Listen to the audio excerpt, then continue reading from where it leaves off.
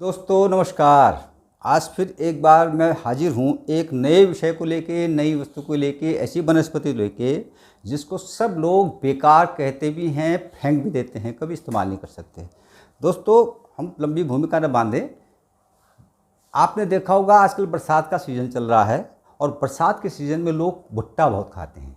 भुट्टा यानी मकई, मक्का, कॉर्न, और भून के खाते हैं, कुछ लोग उबाल के खाते हैं। भुट्टे का सीजन का जो भी फल होता है, सब्जी होती है, उसका अपना एक आनंद अलग ही है। लेकिन आपने देखा होगा कि जब भुट्टा छीला जाता है तो उसके पत्तों को फेंक दिया जाता है। हालांकि आपको जानकारी बता दूं कि बिहार में किसी एक इंजीनियर ने जो है उसके पत्तों से डिस्पोजेबल प्लेट कटोरी बनाने का काम शुरू किया है, लेकिन उसके साथ दिक्कत यह है कि उतने चौड़े पत्ते मिल नहीं पाते हैं। खैर, उसके बाद हम जब भुट्टा खोलते हैं, आपने देखा हो कच्चा भुट्टे को जब आप भूनने के लिए खोलते हैं तो उसके अंदर बहुत से बाल होते हैं। मैं आपको ये दिखा रहा हूँ, देखिए ये बाल आप देख रहे हैं, ये बाल भुट्टे के बाल हैं। आपने देखा होगा, आपने भी हमेशा इसको फेंक दिया होगा, क्योंकि फेंका गया, जब आप छीलते हैं तो बाल गिर जाते हैं नीचे। तो एक ये बाल, और दूसरा जब आप भुट्टा खा लेते हैं, आपने भून के खाया या उबाल के खाया, तो आप उसके ये डंठल फेंक देते हैं। देख रहे हैं ना, ये डंठल बड़े काम के हैं। आपको ताजुब होगा कि ये इतना काम के हैं कि आप अगर इससे चाहें तो सब व्यवसाय करें तो आप बहुत बढ़िया उद्योग इसका चला सकते हैं। ये दोनों ही, इसके बाल भी और ये भुट्टा भी जो है दवा उद्योग में, आयुर्वेद में बहुत महत्वपूर्ण स्थान रखते हैं। तो अब मैं आपको ये बताता हूँ कि ये भुट्टे के बाल कैसे आपको निकालने हैं, कैसे इसका इस्तेमाल करना है। देखिए, जब भी आप भुट्टे को छील रहे हों, हरा भुट्टा है, कच्चा भुट्टा है, उसको छील रहे हों, तो उससे पहले उसके अंदर बाहर जो बाल निकले होते हैं वो अक्सर भूरे रंग के या काले रंग के हो जाते हैं। उनको आप किसी कैंची से, चाकू से काट के फेंक दीजिए। उसके बाद भुट्टे को जब छीलें तो एक साफ स्थान पर छीलें। तो जब आप उसको छीलेंगे तो उसमें से जो है उसके अंदर के बाल गिरेंगे, तो सफ़ेद रंग के होते हैं। जो देखिए, ये हल्का सूखने के बाद थोड़ा सा डार्क रंग हो गया है, ऐसे उनको इकट्ठा कर लें। धोना चाहें तो अच्छी बात है, नहीं भी धोएंगे तो क्योंकि वो तो सुरक्षित उसके अंदर है। इनको अगर आप धूप में सुखा लेंगे, सूखने के बाद इनको जैसे चाय को सुखाते हैं, किसी पत्ती को सुखाते हैं, तो सूखने के बाद आप इसको जमा कर लें। ये क्या काम करेगा, ये एक बहुत महत्वपूर्ण, इसको कॉर्न सिल्क कहा जाता है। अगर आप ऑनलाइन देखेंगे या आयुर्वेद की उसमें देखेंगे तो आपको पता लगेगा इसका बहुत महत्वपूर्ण काम है। ये कॉर्न सिल्क, इसकी जो है चाय बना के अथवा काढ़ा बना के 1 ग्राम से 2 ग्राम एक आदमी, उस आदमी के जिसके प्रोस्टेट बढ़ गए हों, प्रोस्टेट समझते हैं, जिसमें मूत्र रोग हो जाता है। अधिकतर बुजुर्ग लोगों को ये समस्या होती है कि उनका पेशाब खुल के नहीं आता है या बूंद बूंद करके होता है, तो उससे प्रोस्टेट, निचले भाग में उनके प्रोस्टेट बढ़ जाते हैं। इसके लिए बहुत बढ़िया है, इसके 1 ग्राम 1.5 ग्राम जो है ये बाल निकाल करके चाय पत्ती के जैसे इसको उबाल लीजिए, और अगर वो उसमें कुछ और लेना चाहे तो ठीक है। और इसको हल्का गर्म, बहुत ज़्यादा गर्म नहीं, हल्का गुनगुना सुबह खाली पेट पिएं।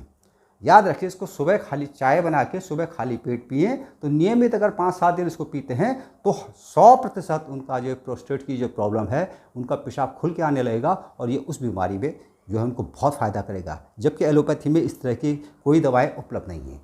दूसरी बात यह है कि ये आयुर्वेद में कहा गया है कि ये गुर्दे की पथरी को भी ठीक करता है। अब आप देखिए, एक ऐसी चीज़ जिसको आप फेंक देते हैं, जिसका कोई उपयोग आप नहीं करते, आपके लिए बेकार है, लेकिन आयुर्वेद ने कितनी बड़ी खोज इसमें की है। तो इसलिए मेरा कहना है कि आप जो है जब भी इसको छीलें तो बाहर जो काले बाल उनको काट करके इनको सुखा कर रख दें। चाय बन गई आपकी, आप स्वयं भी इसको पी सकते हैं। एंटीऑक्सीडेंट चाय कहलाती है। आजकल ग्रीन टी का जो फैशन है उसके द्वारा भी आप ले सकते हैं, कोई नुकसान नहीं करेगी, आपको फ़ायदा ही करेगी। दूसरी बात आती है कि आप जब भुट्टा खा लेते हैं तो उसके अंदर इस तरह का जो डंठल होता है वो आप फेंक देते हैं। ये आपके वैसे कोई काम नहीं आता है, लेकिन इसके 1-2 प्रयोग मैं आपको बताता हूँ, आप स्वयं करके देखिएगा। जो भाई किसान हैं, उनकी खेती है, वो गन्ना बोते हैं, कोई और फसल वो बोते हैं। अक्सर गन्ने के बीच में ये देखा गया कि वहाँ दीमक बहुत ज़्यादा होती है। तो दीमकों को बाहर निकालने का एक बहुत बढ़िया जरिया है ये। इसके लिए क्या करना है, आपको एक मिट्टी का घड़ा लीजिए और उस घड़े को गले तक ज़मीन में दबा करके, जहाँ जहाँ दीमक है उसके आसपास में, जैसे आप 20 फीट, 30 फीट, 50 फीट की दूरी पर एक घड़ा रख सकते हैं, और इन डंठलों को उसमें डाल दीजिए और इनको इतना पानी में रखिए कि ये पानी में केवल हल्के से डूब जाएं। बस आप ये देखेंगे कि 10 से 12 घंटे के अंदर जो है सारी दीमकें इसकी ओर खिंची हुई चली जाएगी। अब आप उस स्थिति में आप उन दीमकों को कैसे मारते हैं, ये आपका विषय है। लेकिन ये देखिए कि ये दीमकों को आकर्षित करने के लिए बहुत बड़ा जो है कारगर साबित होता है।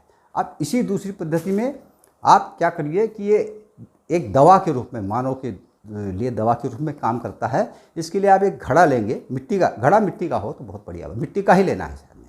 इसके अंदर ऐसे ऐसे डंठलों को भर दीजिए और उस पर ऊपर ढक्कन लगा दीजिए और उस घड़े को आप चारों तरफ से आग लगा करके, जिसको कहते हैं भाड़ जोपना, उसके चारों तरफ जब आग लगाएंगे तो ये जो डंठल होंगे अंदर भुन जाएंगे, यानी काले हो जाएंगे। जब आप देखेंगे 2-3 घंटे में भुन गए तो आप उस घड़े को निकालिए और ये जो भुट्टे काले हो गए हैं बने हुए, इनको एक पानी में डालिए। घड़ा नहीं डालना पानी में, आप जो है इन भुट्टों को डालिए और इसको खूब घोल दीजिए। जब घोलेंगे तो ये एक चमचे जो है कुछ राख राख जैसा हो जाएगा। तो इस तरह से बार बार एक पानी से धोइए, उसमें से मोटा मोटा निकालिए, एक पानी से धोइए। जो बारीक होगा, जो असली सत होगा उसका उस नीचे बैठता चला जाएगा। थोड़ी देर हिला करके छोड़ दीजिए, जब देखेंगे नीचे कुछ बैठ गया फिर मोटा मोटा निकालिए। फिर इससे 10 से 15 बार इसको कीजिए। जब आप आखिरी में देखेंगे तल पे एक स्लेटी रंग, ग्रे जिसको कहते हैं, जैसी राख होती है, उस रंग का तलछट में एक चीज़ बच गई, इसको सत कहते हैं। आप समझ लीजिए कि ये हमने इसका सत बना दिया। इसका सत जो है निकालिए और उससे पानी निथारिए और उसको सुखा दीजिए। सुखाने के बाद ये क्या काम करेगा, ये उन लोगों के लिए, खासकर जिनको दमा है, जिनको टीबी है और जिनको अक्सर खांसी रहती है, उनके लिए एक रामबाण दवा है। उनको क्या करना है कि ये जो सत निकला, इसमें से 1 ग्राम लेकर के सुबह सुबह खाली पेट मुंह में डालना है। हल्का गुनगुना सा पानी पी करके ले ले तो आप ये देखेंगे कि 2 से 3 घंटे में वो आदमी का सारा बलगम बाहर कर देता है। यानी छाती में जो, फेफड़ों में जो बलगम जमा हुआ है उसको वो बाहर निकालता है, जिसकी एलोपैथी में सामान्यतः कोई दवा नहीं है। तो आप जान रहे हैं कि जिसको हम फेंक देते थे, जिस चीज़ का हम कोई उपयोग नहीं करते थे, आज वो हमारे लिए बहुत उपयोगी हो गया है। इसलिए मेरा यह कहना है कि देखिए, आयुर्वेद में बहुत से ऐसे तत्व हैं हमारी धरती पर, पृथ्वी जो देती है ना, उसका बहुत मूल्य है। बस हमने केवल समझा नहीं है, हमने कोशिश भी नहीं की, हम एलोपैथी की तरफ चले गए बीमारियों में। अगर आप इस तरह से भुट्टे को छील करके उसके बाल इकट्ठा करेंगे और उससे उसका ये डंठल इकट्ठा करेंगे तो उससे बहुत कुछ आप जो है कर पाएंगे। और इसका जो ये जो बाल है, इसकी चाय के लिए ऑनलाइन आप देखिएगा तो कोई भी कंपनी आपसे खरीदेगी, क्योंकि बहुत डिमांड है आज की, बहुत मांग है इसकी। और ये जो क्योंकि दमे की दवाई है तो कोई भी आयुर्वेद वाला आपसे, और आप स्वयं चाहें तो तब भी कर सकते हैं।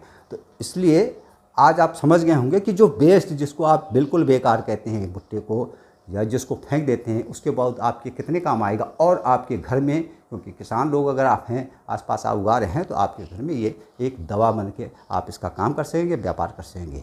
इसलिए मैं ये निवेदन करूँगा आपसे कि इस चैनल को मेरे आप लाइक करें, शेयर करें और सब्सक्राइब करें, ताकि मैं आपको इसी तरह की जो वेस्ट चीज़ें हैं, जो बर्बाद हो जाती है, जो इसको फेंक देते हैं, जिसको लोग पूछता नहीं है, फिर नए नए तरीके आपको बताता रहूँ और आप घर में इसको करके एक अपना उद्योग स्थापित कर सकें। धन्यवाद।